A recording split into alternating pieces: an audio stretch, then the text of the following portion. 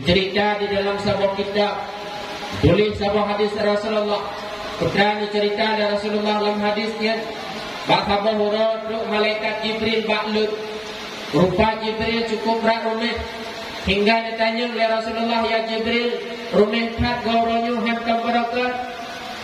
Malaikat Jibril menjawab, Muhammad, gauronyo lenjak bagata lah pegah sabah berita yang cukup ajaib Muhammad. Setelah teman beritanya dia Jibril ditanya oleh Rasulullah, Muhammad, bak sabah uro lenjak ulikut gunung Pak. Lum dengar suara tangisan su urung kli. Lum putar. Lum kalang fidra malaikat Allah dengan gukli. Dua boh kayu malaikat yang kagak patah oleh Allah. Lum tanya bak malaikatnya, wahai malaikat, putra salah drone dengan Allah hingga Allah patah dua buah kayu drone. Malaikat tersebut menjawab, ya Jibril, salah lum dengan Allah kabur.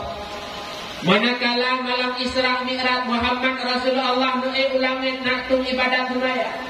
Ubena malaikat-malaikat ilangit bandung ke gudang-gudang disambut kedatangan Muhammad. Sedangkan malamnya ulun tuan hana lun budah lundal lun sambut kedatangan Muhammad, akan tetapi lunduk atas sebuah kursi karena tengah didampingi oleh para malaikat yang lain sebanyak 70 ribu.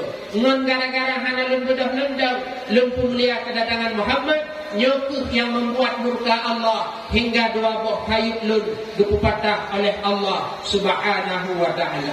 Nyo makmudullah. Tidak malaikat hana gehina Rasulullah, hana gecaci Rasulullah, cuma hana gebedah-gedah gepemulia kedatangan Rasulullah dengan sebabnya malaikatnya murka Allah sebabnya gepupatah dua buah kayu oleh Allah hingga payahti kan imata biasa itibit malah imata darah ditibit menurut bekalan dan kabar oleh Jibril bak Rasulullah.